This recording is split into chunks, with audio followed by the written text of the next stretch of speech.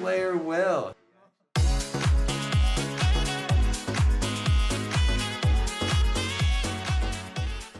Welcome back, Visions fans. Ready Player Will here. Today, this is going to be a Halloween Lucio showcase. And now, if you have or have not seen the podcast that I just uploaded with JB, we already did one of these versus a variety of meta teams. We did a Soul matchup, we did a Mono Dark matchup, we did a Strike matchup. So definitely check that out. But I wanted to show you some actual physical Guild War replays as well, just to kind of broaden the field. Obviously, we don't have a ton of tape of Lucio yet online, that I figured is a good opportunity to show some of what he can do even before receiving his new vision card, which I think is going to open a lot more doors for him. So first off, really quickly, let's talk about conceptually how I built this team. It is a Dialdo, Bradley, and Lucio team. I am using the AoE res of Dark Golem in the main slot, the unit res and slight agility of Elphicaris in the other main slot for Bradley. And then I do have the Zazan vision card here for Lucio. And although that's not a maximum luck vision card, it's only 18% versus the 35%. That card gives Lucio 30 slash res pen, which I really want for him. Bradley's got enough damage on his own already that I really want Lucio to get the benefit of that. And then we look at subvision cards here. Dark Siren is on Dialdo for that strike res, the physical human killer, as well as the agility. That's really the most important part. I do have the Earth Mont Solitary King vision card here because that's more Earth attack and some extra slash res pen, which obviously helps Bradley and Lucio. And then I have the Secrets of the Heart vision card here for Lucio, which is the main 35% luck vision card that does amplify his evasion. And from an equipment perspective, I am leaning more toward unit res here on my Dialdo for that accessory. For Bradley, going with that Genji glove to maximize his damage output. And then for Lucio, I actually have the Alexandrite ring because, not that I'm expecting a lot of evasion, but I want this team to at least be serviceable against evasion, where I do have 2 luck vision cards here already. Bradley obviously is innately very accurate. I have the Odin Esper on Bradley for the accuracy nodes, but Lucio's accuracy isn't all that great. And so the Alex ring not only gives him a bunch of accuracy, but it gives him an ample amount of crit rate as well, and the 5% all element res to help his survivability as an evade unit without a nullify sure hit mechanic. Now, between Lucio's Axe and his TMR, and I am using Luck Trust Stones on the TMR, he's got more than enough evasion. If you were to add a third item here instead of the Alex ring for evasion, he's only getting like 2 to 3% evasion points because the stats don't all stack up. So I kind of have a free slot to play there with him. But for an Esper, I am using Dark Odin, which obviously does have the evasion node. It's got Man Killer, and my Lucio is 97 Faith, so I can maximize his sleep potential. So I have the magic res nodes on Dark Odin as well, which should help him should he run into some kind of magic units. But that's my team on paper. And we will talk conceptually about what to expect here. So my Dialdo starts here at the very top of the map. My Bradley's the middle unit. My Lucio is the middle unit. Now what typically happens is Dialdo is only move of 3. I do not have that extra move enabled.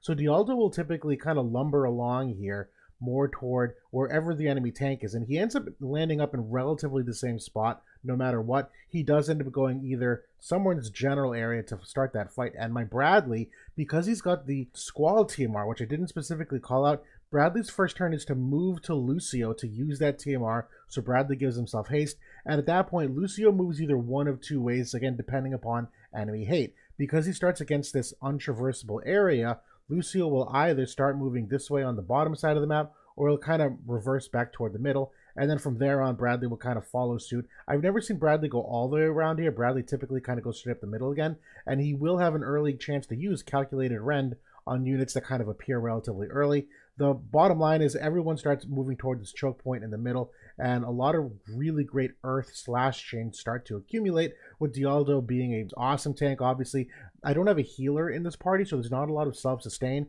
Dialdo at least has regen on his limit break. He's got some heal back for some counters and abilities. Lucio has some healing on his own abilities, so my Bradley is really the one that kind of struggles and suffers here. And it ends up not really hurting all that much, though. But now that I've kind of given you the gist of how this team is supposed to operate, what it's geared for, my overall target selections is really kind of anyone. I've geared this team to be accurate enough to hit evasion. It's got strike res in the subcards. I'm really not worried at all about Alaya, with this being an Earth-oriented team. And even against Soul, I'm very confident because Bradley does come with that barrier break against Soul, and then the evasion of Lucio is not something that Soul is really equipped to handle very quickly. Even against elements like Dark, I am actually using a toad resistance root on my Lucio so that should he get hit by a Halloween Lucia, he will not get toaded. But Dark is really the one matchup where I have to think a little bit harder because there's that courage removal for Bradley. Sephiroth has some of those guaranteed hits as well. I'm not worried about SR, Little Leela, with the guaranteed hit on the silence. Doesn't really affect anybody in my team other than Dialdo, which is fine. Even if Dialdo doesn't act, as long as he maintains hate, pretty much okay with things. So from a target selection perspective, this team is very well rounded to go up against a lot of teams. Now I am going to show 4 replays here because I've gotten 12 stars over the last 2 days. I got 6 stars both days.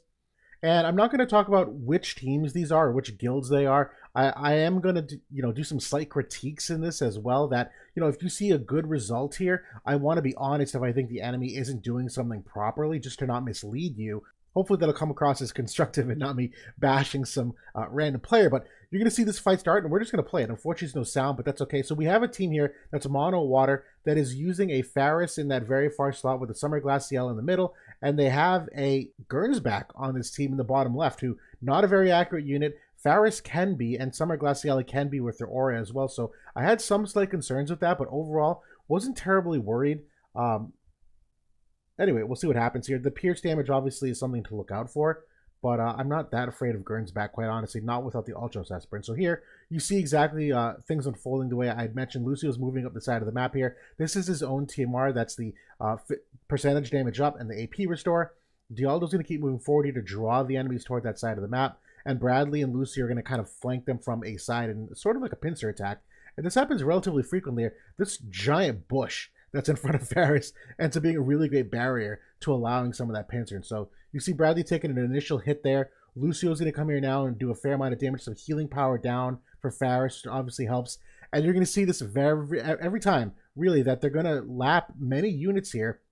The Gernsback goes down nearly immediately in that double hit to Bradley, that you're going to see them get some really good chain damage off each other. And not only does Bradley have that CT up, but you're going to see quite often that Lucio, with his limit break, gives himself haste.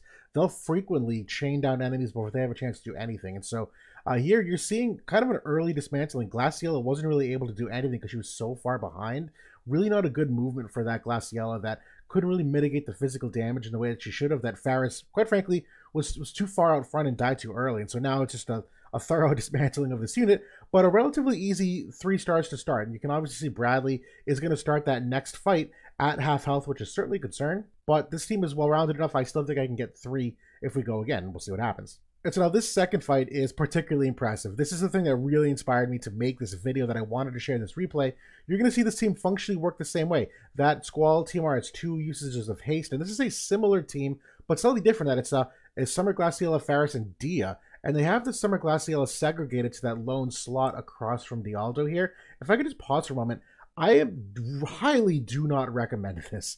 Summer Glaciella should not be on her own here. That is a drastic diminishing of whatever she's supposed to be doing, not only from the physical damage mitigation aura, but the accuracy that she gives to the units around her as well, which would be very helpful against my team, which isn't a V team. This is a very bad position to start her in. Overall, she's not going to be able to do half the job that she's supposed to, other than just drawing hate to that slot, but that's not really all that special. And so we'll watch for now. This fight does start off relatively good for this team, so Dia's going to eventually get this re-raise here. Faris going to keep moving up the middle of the map. Overall, similar buff rotation here. You can see Lucio's getting that teammate buff. We're getting some protect here, which is what I love about Lucio. He can dispel protect now after that buff. And here's the re-raise from Dia. I spoke a little too soon. And here goes Summer Glassy. She's going to do her agility down attack there. I'm not terribly concerned. I have a great shield there on Bradley, which should maybe mitigate some damage. That's the Lucio TMR coming out again. Another 2 usages on that. So here comes Faris. Does a fair amount of damage. At least brings him to courage. Some of the dispel. That barrier and him not really doing a whole lot. But Bradley coming out here with the double hit, at least on Faris, and she takes that pretty well. Bradley's going to eat it now. And Dialdo, not being able to take that first hit just from the spacing. But overall, things are still okay for now. Could go south quickly. And you're going to see these chain reactions here with the water units that are getting that affinity boost from each other. Dialdo's starting to ramp up and taking his damage. Faris actually gets some heal back here. So they're basically starting from fresh. Now, Sleeper Sleep comes out. I love this ability for various reasons. Doesn't land any sleeps, though, but at least gets that healing power down. That for Summer Glaciella's heal back, for Faris' AoE heal as well. I love that extra healing power down here. And as they're going to start to, run out of AP. Lucio at least doesn't take any damage because he's got that barrier there now. They're all grouped up really well, really well. And so the AI is thinking really hard here. We're going to get another excellent ability. That is his limit break. So he has given himself haste, and he's going to lap them all right now and attack again and go for Sleeper Sweep, which does put Glaciella to sleep. Now, she's a 55th unit typically, but my Lucio's 97. Really lucky on that status effect. And after this now, it's really just a game of accuracy. And so at least now those teammates are getting the benefits of the accuracy, but Dia's going to eat it here. She's going to get re-raised. But right now, Glaciella is not long, and once she dies, these teammates are going to lose the accuracy. And Faris misses anyway from the behind the back attack here. Doesn't get any AP off of that. Dia's going to start missing here too. I get a turn lap there because she's still asleep. Lucio gets an AP here, and so things are obviously looking really good. It's just a math game at this point. Can they hit me? And the answer, quite frankly, is no. These are back attacks, and which gives them an extra 30% hit chance, and they obviously can't take advantage of it. And some of that's just RNG, but at this point, it's really just a battle of attrition, and they can't generate any AP off of these missed attacks. Lucio is going to go through and just thoroughly dismantle this team. Functionally 3 versus 1, considering they were basically full health at the middle of this battle. And that's my 6 stars right there. So very impressive replay overall. I know I kind of bashed the Glaciella in that initial starting point. She ends up in the middle anyway and ends up not really helping that team. But regardless, that mid-fight haste, the self-chain with himself, the sleep status effect, all the healing power down that's there. Lucio was a crucial part of getting that extra 3 stars. So we're going to look at a third fight here, and this is a very different team. This team is going to be a Soul on the very far left here, the Slime in the middle, and Elia on the very far right. I was very happy to see the matchup here because I think Soul versus Dialdo on that same side of the map is a very favorable matchup. I'm not terribly worried about Elia's hit chances with Lucio. She'll probably hit him if she's really hyper geared for it, but if not, I'm still okay with that Earth versus Lightning matchup. And at this point, I'm honestly not that scared of Slime. He's a great low-cost unit, but his overall just agility, the healing, what he offers outside of that, unless the 2 units next to him really pop off, I really can get by Slimes in general, particularly because I know Lucio has some of that healing power down here. So we're going to watch this play out, and you'll see a lot of the same movement. I'm really happy with the way Bradley ends up calculating rending the middle of the field here most often, and this is a great fight to showcase that. So Saul starts off with his barrier. I got Lucio with the barrier up here now too. Dialdo is going to do the same thing, moving up the map with his regular buffs. Slime is going to go for the agility buff here on the Elia, and you're going to see now that Bradley's going to go back up the middle after proccing Courage. And so we're going to mirror match their haste here, turn order-wise, Bradley and Elia, that they both now have haste. And here comes Slime. He's going to use his own HP recovery. I get another buff up here for Dialdo, which is big that he gets all that extra hate. I do get a shield on Elia, but that doesn't really matter with Bradley. He's going to break that shield here anyway. They don't die, but at least brings them down to relatively low. And Lucio, great coming in here to finish things, gives himself that mid-fight haste once again. And you're going to see they just lap the whole team because of what they have for CT and Affinity. It's such a lethal combination here, the 2 of them with those slash chains and with the way they both get their turn very quickly, that now it's just a battle of waiting. Saul's going to go down very easily here. Protector move.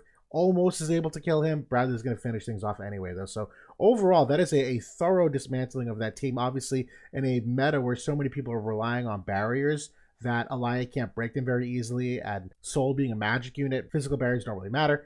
Bradley comes in at a really perfect spot here to dispel those barriers, to break them, and to go against these lightning units pretty easily. But here we go for the 4th fight, and you're seeing the same overall trend here. My Bradley's starting at not full health. He's very likely to die, but he'll at least take a hit or 2, and he's more likely than not to take someone out with him, or at least set them up in a way that Lucio can easily follow the job. So Bradley, your sacrifice is greatly appreciated.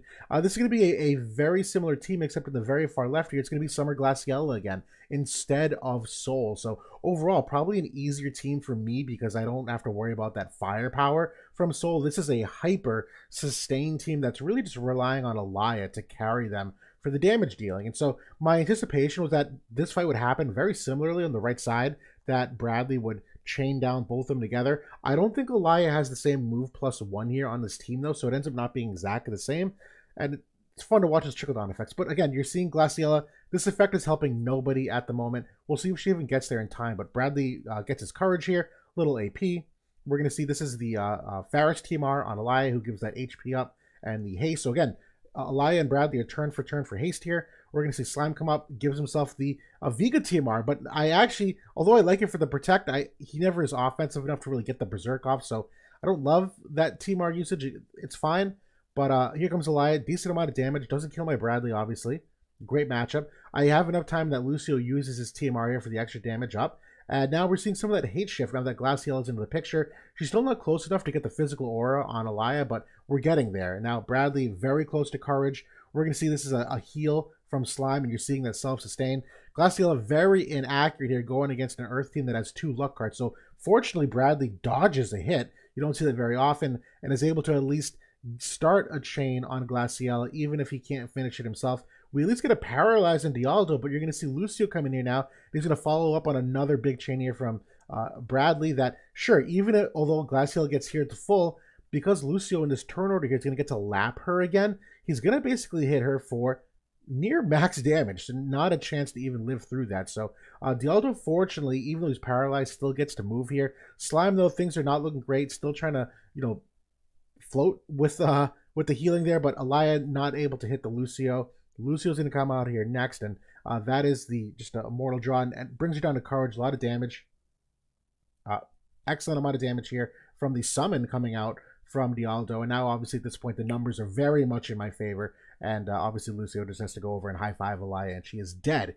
And that is 12 stars in 2 days against, I'm not going to say that they were top-tier teams and top-tier guilds and organization. There's certainly some things there that maybe weren't perfect from a positioning perspective that I took advantage of, but regardless, at the end of the day, they were thorough enough victories, and particularly in conjunction with the replays that I have on the podcast with JB, that I thought it was worth showing to give some general ideas, maybe give you guys some movement ideas, talking about mono-earth synergies at the moment. But that's really it for now, so thanks for watching. I hope you enjoyed that, and I'll talk to you all soon.